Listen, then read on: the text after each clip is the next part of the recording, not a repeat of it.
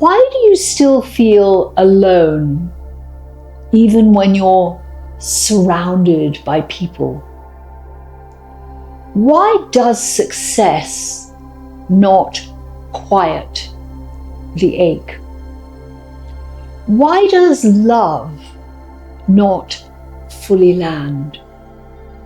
Why is there still a subtle sense that something essential is missing? That ache is not weakness. It's not pathology. It's not a personal flaw. It's the deepest wound which every human carries. It's Buttercup here. I'm the core wounds girl. In our last video, we explored how core wounds shape your life. Today, we're going to go deeper. Beneath personal wounds, beneath childhood stories, beneath psychology itself, there is one wound which every human carries. I call this the Primordial Abandonment Wound. This wound is not personal, it's not pathological, and it's not a flaw. It is spiritual. At the very deepest level, the abandonment wound reflects one experience: the perceived separation between the individual human and oneness, between the self and the divine. Now, before incarnation, before coming into a body, the soul agrees to experience this. The soul agrees to forget, to feel separate, to experience life as me instead of as all. And this is not a punishment, it's a curriculum. Through the experience of separation and through healing this abandonment wound, the individual human remembers who they truly are, which is an individual expression of the divine. We are not separate beings trying to find God. We are aspects of the divine, remembering ourselves through human life. We are all one. The ache of abandonment is the echo of oneness calling us back to remember. And this wound lives in every human nervous system.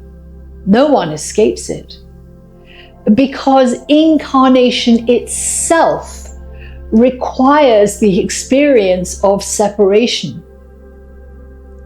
Some experience it through neglect, some through rejection, some through loss, some experience it through abuse, and some through emotional absence. These are simply different stories. It's the same root sensation, and that root says, I am alone. I am not held. I am not fully loved. I am separate. I want to share a moment from my life. After I left my violent ex-husband, I was raising 3 tiny children alone. I was financially responsible. I was emotionally responsible. I was physically exhausted. And I remember feeling profoundly alone. Many of the people I had thought were friends turned against me, as did people who worked for us. They were paid to testify against me in a custody battle, and every day felt like it carried enormous decisions, enormous responsibility. And I had no one to talk to. During certain periods, the children went to court-ordered visits with their father. And that's when I would travel to India, where I owned and ran a yoga shala, a yoga retreat center. Teaching yoga was the one place I could still breathe.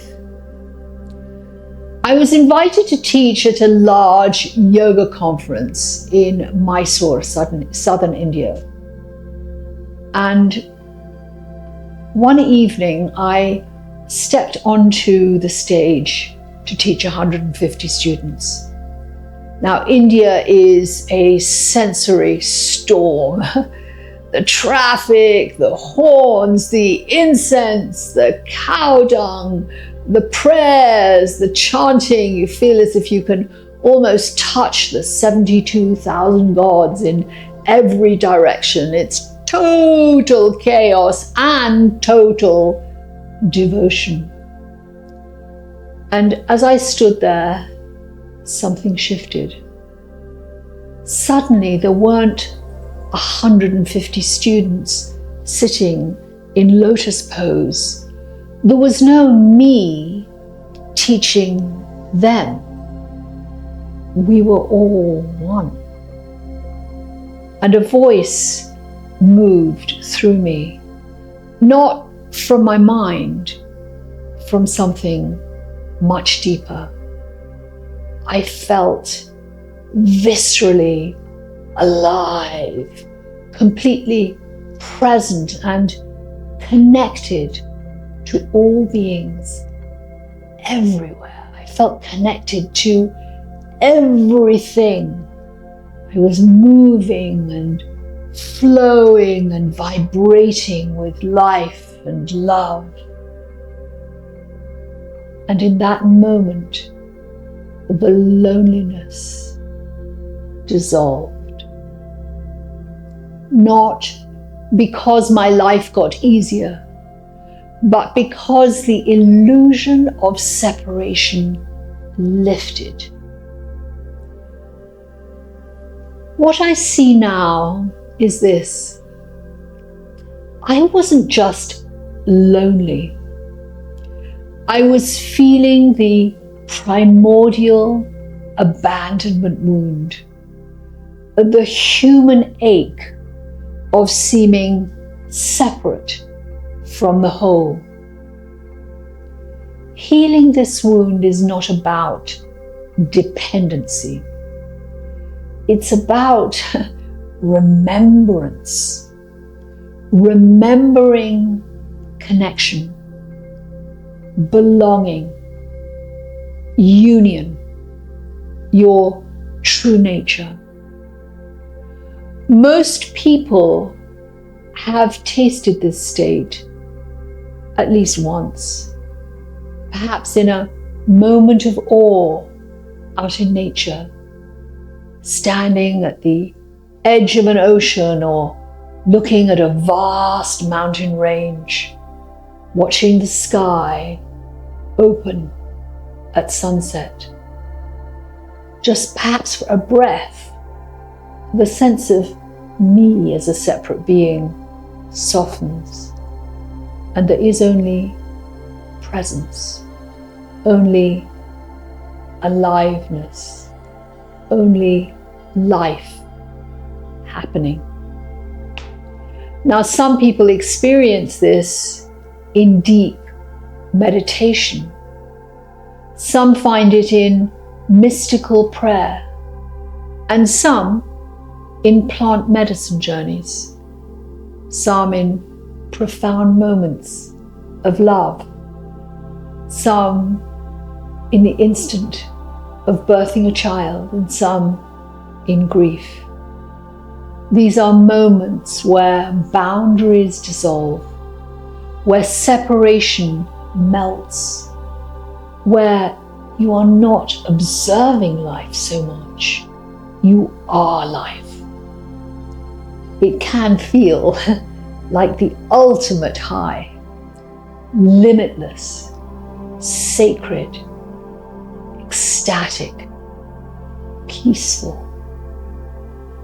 But it's not something new, it's not something added. It's a remembering of who and what we truly are. Each of us an individuated expression of the divine, a fractal of God, not separate from the whole, but a unique lens through which the whole experiences itself. The purpose of human incarnation is profound. We choose to forget. We enter a body. We have a name, a story, a history, and we experience life as separate. This forgetting creates the illusion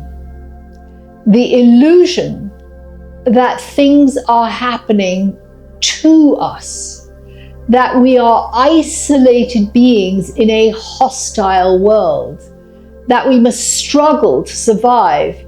But awakening is the piercing of that veil.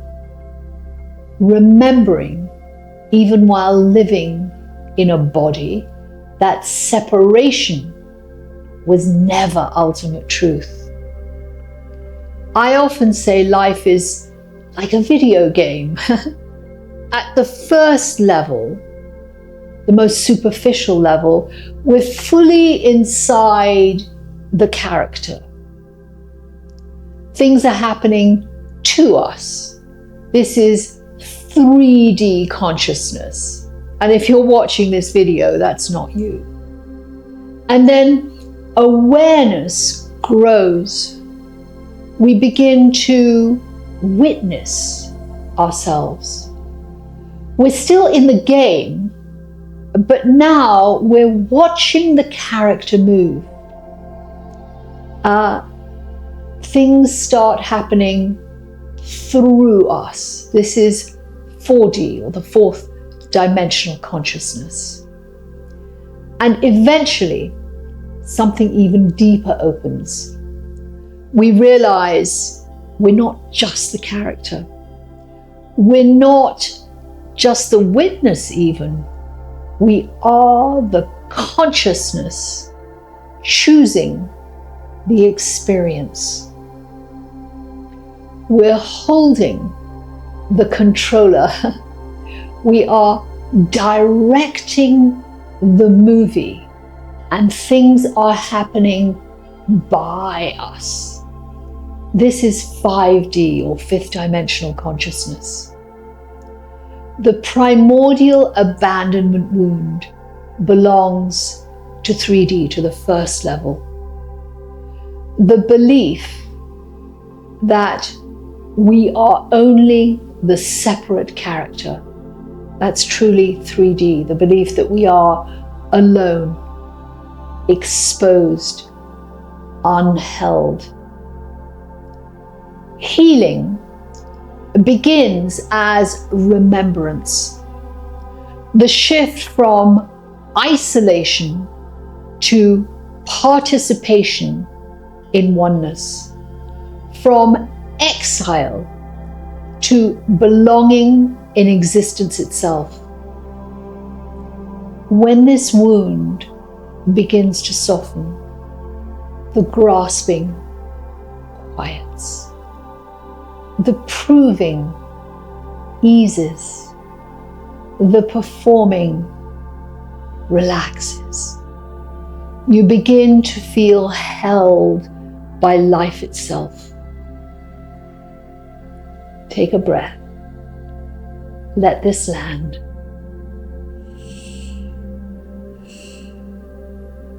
Course ending. Move now to the next video in this lesson, where we'll explore how this primordial wound becomes personal through what I call the original incident, and why abandonment repeats until it's healed. I'll see you there in the next video. If this resonates, make sure to watch the next video in this series, which is about how core wounds hide and quietly run your life. And if you're ready to heal your wounds at the root, join the full course, which is linked below this video. I've also linked for you below this video a free guided initiation to help you begin healing your core wounds right now. Healing wounds changes everything.